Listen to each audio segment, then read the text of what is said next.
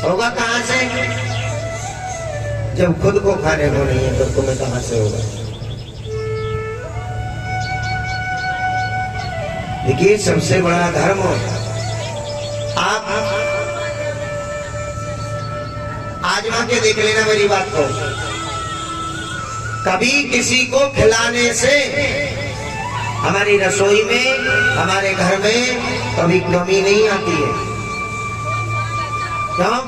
जो भी हमारे घर अतिथि आए, मेहमान आए, वो तुम्हारा खाने नहीं आए, उनके नसीब में था तुम्हारे घर का अन्न। जब वो अन्न तुमने पैदा किया ना, तभी उस पर नाम लिख गया था, इस अन्न के दाने को वो आदमी आएगा खाने के लिए। तुम कौन होते हो खिलाने वाले?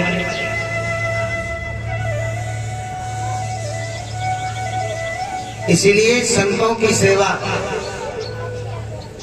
ब्राह्मणों की सेवा सबसे बड़ा धर्म है।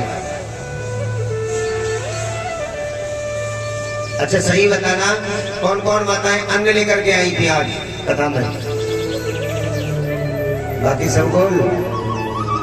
हाँ गुरु जी कहां से लाते? खाई ना घर।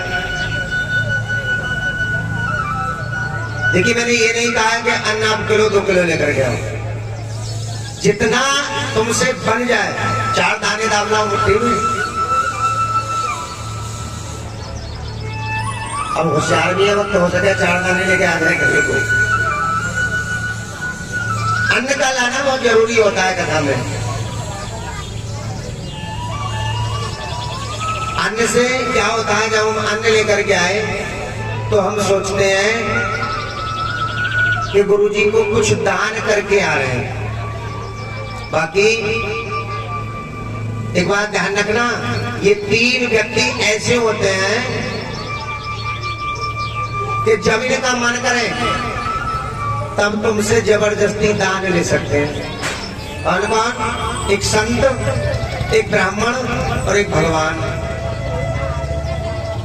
जब इनका मन करे तब ले सकते हैं आपसे। अन्न लाना क्यों जरूरी है? सत्यनारायण की कथा जब चलती थी ना, तो अन्न लेके जाते थे, कथा सुनते थे।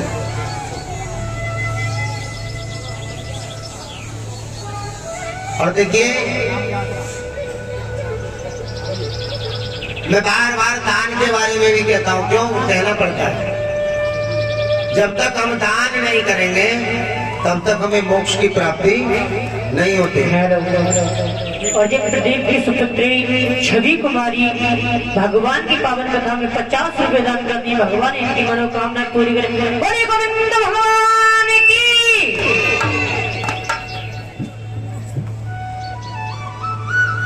भगवान का 24वां अवतार संभल में होगा। अब तुम कह सकते हो गुरु जी तुम्हें कैसे पता? श्रीमद् भागवत कथा में लिखा है, मैं शास्त्रों की बात कह रहा हूं। संभल में होगा और ब्राह्मण के घर में होगा। भगवान का नाम कल्की होगा और इनकी पत्नी का नाम पद्मावती होगा। पद्मावती कौन है? जो मां वैष्णो देवी है ना। कौन कौन गए वैष्णो देवी? हाथ खड़े करें, कौन कौन गए? जो वैष्णो देवी है जम्मू कटरा में पड़ती है, वो आज भी कुंवारी है। वह भी अवतार लेंगी पद्मावती नाम से। भगवान का उनके साथ विवाह होगा। और आप सोच रहे हो ना कि बचेगा कौन कौन कलयुग में? जो भगवान के भक्त हैं। भगवान जब आएंगे ना तो देखेंगे इसने कितनी पूजा की, कितनी कथा में गया, कितना दान किया, कितने मंदिर गए। भगवान दुष्टों का संहार करते चले आएंगे, नीले घोड़ा पर बैठ करके आएंगे।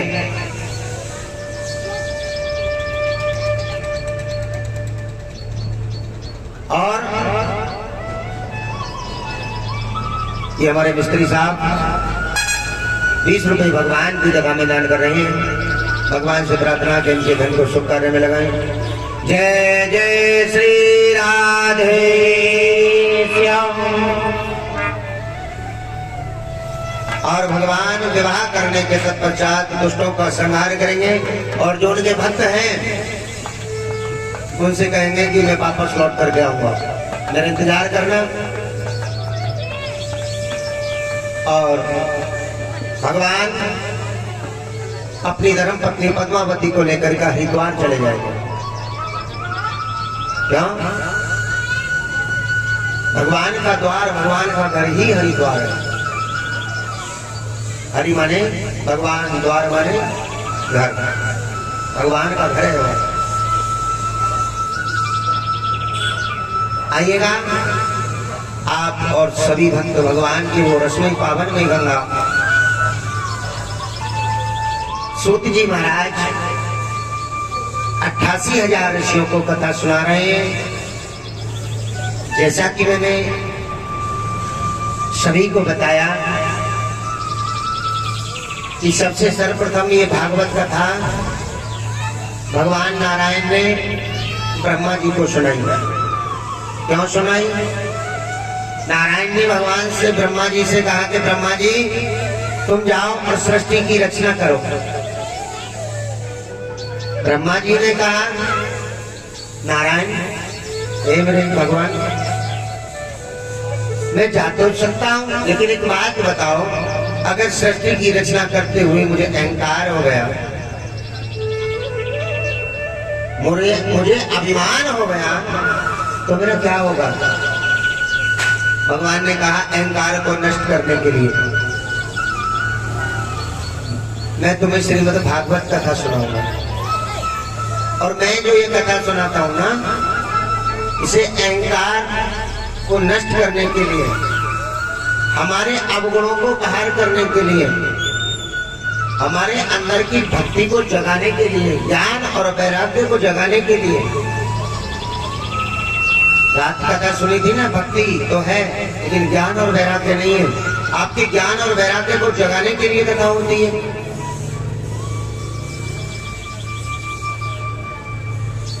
और जो भगवान की कथा सुनते हैं प्रेम पूर्वक और पूजा पाठ भी करते हैं, वही भक्त तो रहेंगे कलयुग के अंतिम चरण में। बाकी भगवान के हाथ में फरसा होगा और भगवान किसी को छोड़ेंगे नहीं। जो दुष्ट हैं, भगवान का नाम कभी जीवन में नहीं लिया।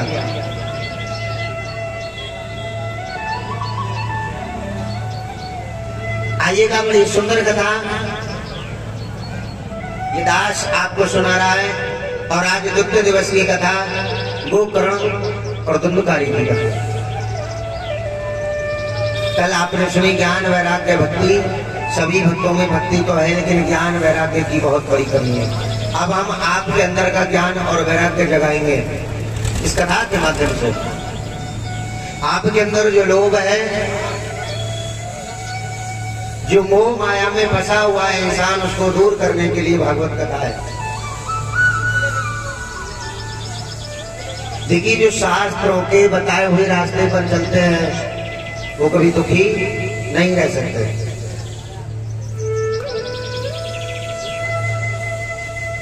अच्छा, माताएं बहनें बैठी हैं, ईमानदारी से बताना, और हमारे बुजुर्ग भी बैठे हैं।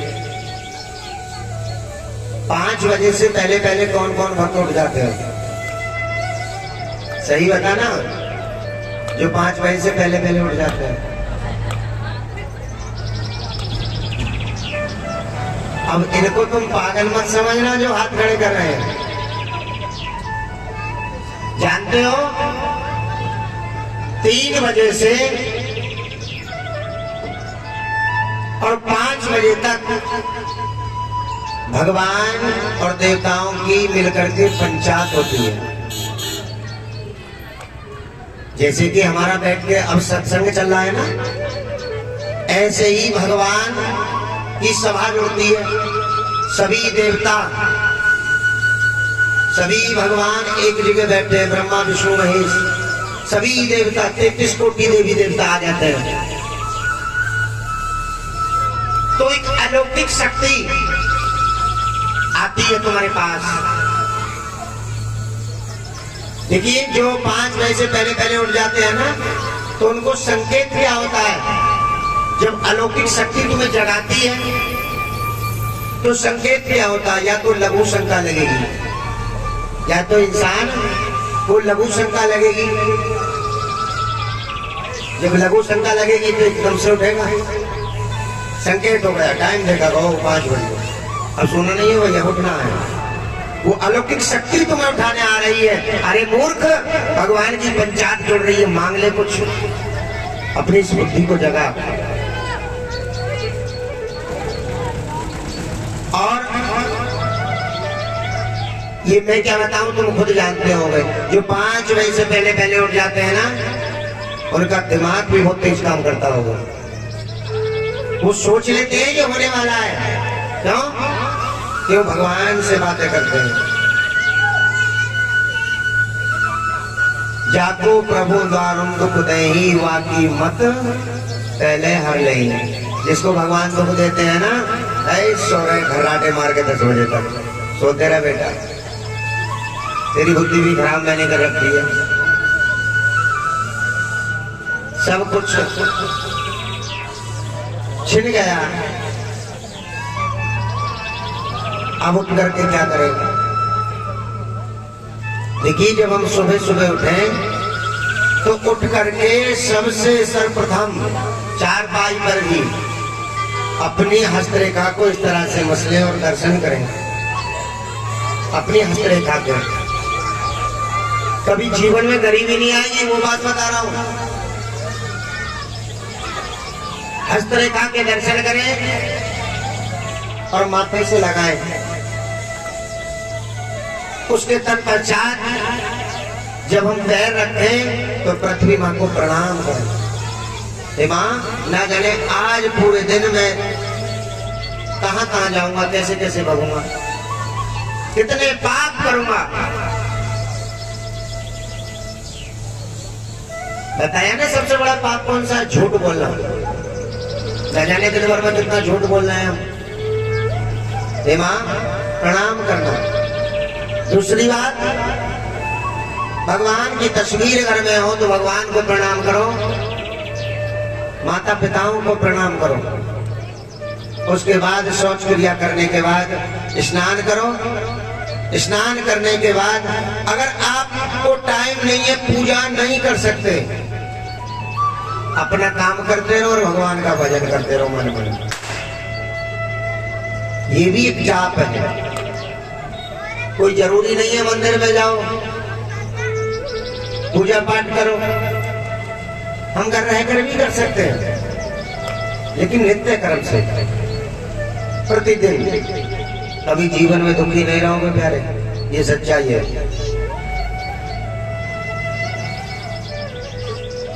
अच्छा, कथा अच्छी लग रही है सबको? हाथ खड़े करो, किस किसको अच्छी लग रही है? सबको ही लग रही है लगभग। तो फिर दान क्यों ना कर रहे तुम?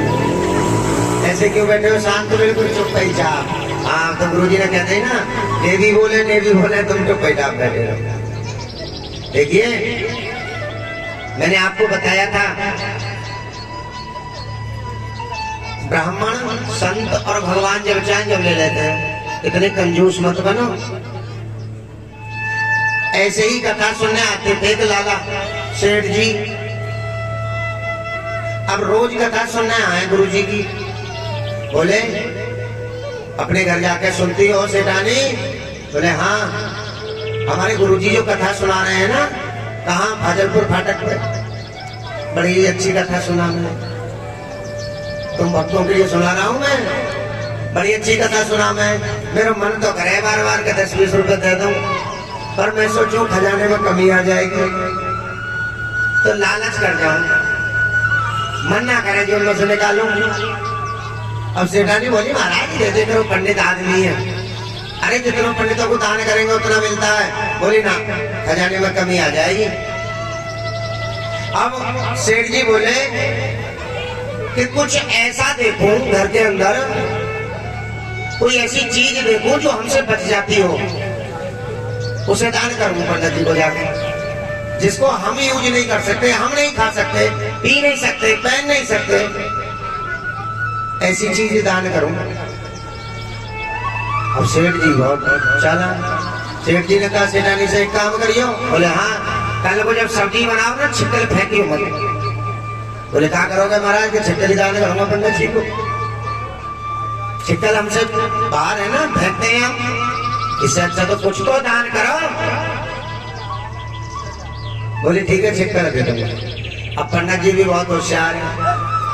पंडित जी ने देखा अच्छा ये भक्त आते तो रोज यहाँ कथा सुनने, दान भी नहीं करते, आरती में भी दान नहीं करते। वाली जी आरती ना घुमाइए,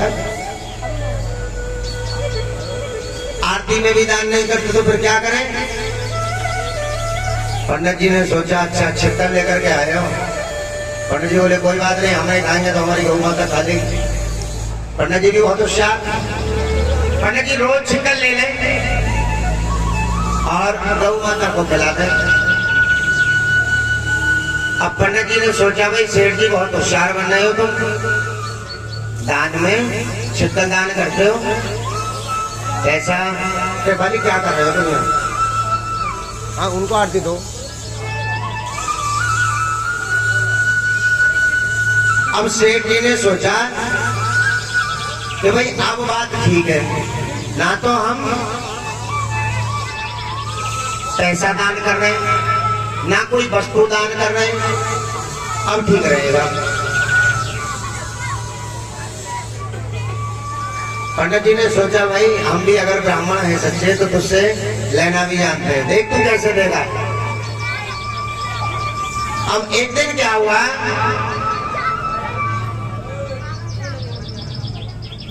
पंडित जी के बेटे का नया नया विवाह हुआ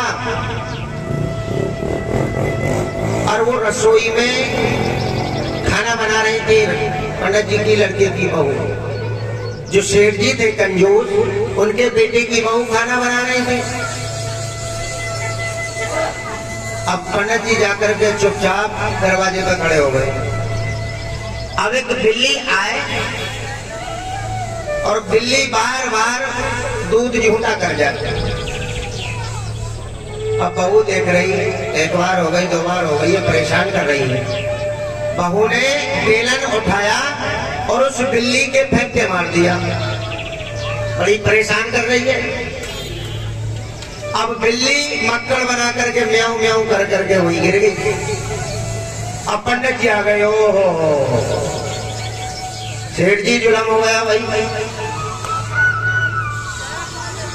सेठ जी बोले पंडित जी क्या हुआ? अरे तुम्हारी बहू के हाथ से बिल्ली मर गई। बोले बिल्ली मर गई? पंडित जी बोले भाई जुलम हो गया। अरे अभी तो इसके कोई संतान भी नहीं है, तुम्हारी बहू पर कोई संतान नहीं है और जीवन भर संतान नहीं होगी, ये दुखी रहेगी। अब सेठ जी बोले पंडित जी ऐसी बात मत करो, कुछ उपाय तो बताओ। उपाय तो होगा, अब बिल्ली मर गई बहू से तो कोई उपाय तो बताओ। तो पंडित जी बोले हाँ उपाय है। बोले क्या? 20 किलो चावल लेके आओ, 20 किलो अरहर की दाल लेके आओ, 1 टीन घी का लेके आओ, 50 किलो गेहूं लेके आओ, चने दाल मिर्च मसाले सब मंगा लिए पंडित जी ने सेठ जी से। अब पंडित जी बोले एक बात और सुन लो। बोले क्या? अभी तो सोने की बिल्ली और लेके आओ, क्योंकि तुम्हारी बहू के हाथ से मरी है, तब प्यार होगा। सेठ जी बोले यार संतान भी नहीं हुई है अभी बहू पे, अब हम किसके लिए कमा रहे हैं? संतान के लिए तो कमा रहे हैं। तो सेठ जी बोले पंडित जी बस 1 घंटे में शांत कर रहा हूँ सामान, चिंता मत करो। अब पंडित जी ने सब सामान लेकर के कहा सेठ जी से कि सेठ जी तेरे ही सामानों से तो करूंगा भंडारा। ये भागवत कथा जो हुई है ना, 7 दिन कथा सुनिए भक्तों ने, तुम्हारे पैसों से तो होगा भंडारा। और जब तुम्हारे खाने की बारी आए तो छिक्कर खाना आ जाइए सब्जी के।